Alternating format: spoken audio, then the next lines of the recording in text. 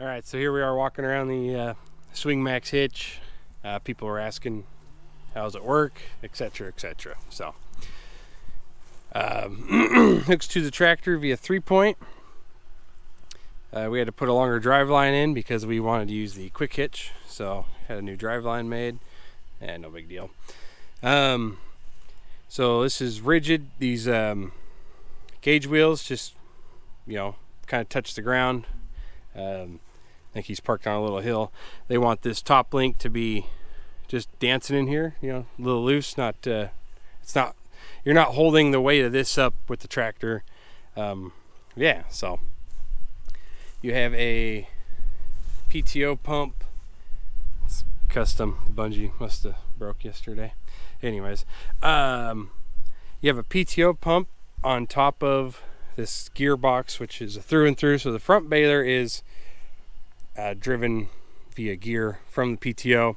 Rear baler is driven hydraulically off of this pump right here, 60 gallon a minute pump. So 2 hydraulic tanks. You have a set of hydraulic remotes here for your baler pickup, and if you got a swing tongue, you go right there.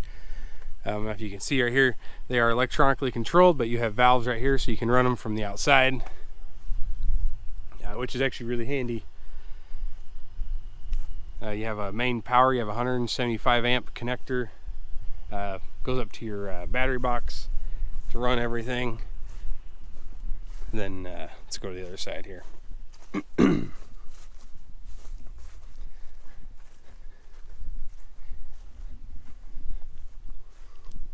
So power comes in, from the tractor into there, and then that distributes everywhere out. Got cooling fans, or a radiator with reversible fans.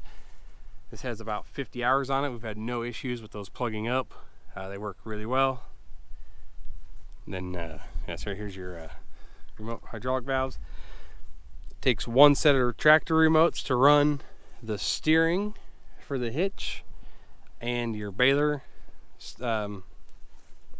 your pickup and all that stuff. We built a little bulkhead here for everything, so get your main power coming in. This goes up to your monitor for the hitch. This is for the auxiliary power going to the power box right there to plug your baler monitors into. The tractor had enough 3-pin outlets in there, but it only had one 30 amp and the other one was a 10 amp, so we put they sent a nice box there to plug them both into. This didn't have a connector here, so we put spliced one in so you can unhook it. This is for each baler. Yes, this is the same as the lights. There's some modifications made to that, so it will not fit in a regular light socket. So yeah, what else do we got here?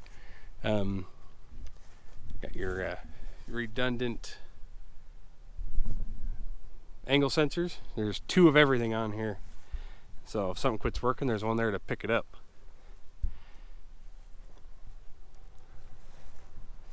Walk back here.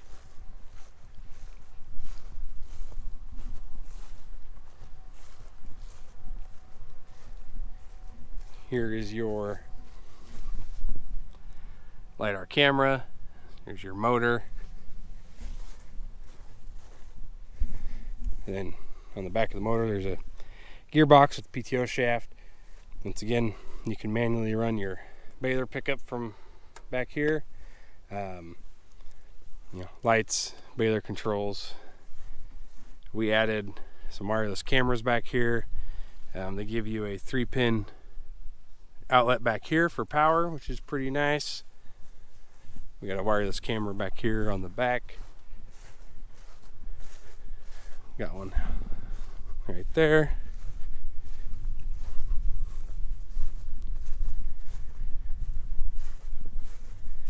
So pretty simple, nothing crazy. It does come wired. There is cabling in the tongue or in the hitch for your own cameras, and then they're just pigtailed out in the main harness when it goes into the cab. But I already had the wireless system here, so that's what we put on. when you're going down the road, for safety reasons, for when it's just trailing, you have this lock pin that engages to keep it from automatically wigging out and steering where it's not supposed to. But once it sees you turn up there, it starts to your angle sensors pick it up. It will unlock this, and then these cylinders here start to turn this carriage back here, and it'll follow you around pretty much any corner you go around. Works pretty good. So the ground clearance here between the ground and the axle tube is not an issue. We thought it would be, but every row we have will flow right under there.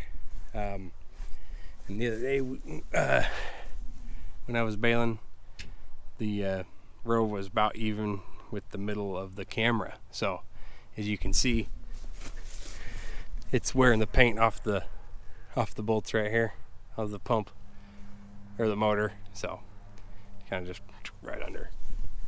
No issues there whatsoever. Let's see, got the old fleet going here. It's got some work lights. It's got one here. Comes with 2 work lights there. This sorry, this hooks up as if you were hooking it up regular. Everything plugs right in. Everything plugs into the tractor. All your lights work as if you were just pulling one baler around. Work lights, everything. So, well, we got a leak going here. We're gonna have to address that. I think they used a piece of pallet off the twine pallet to put the flag up. Right on. Let's do it.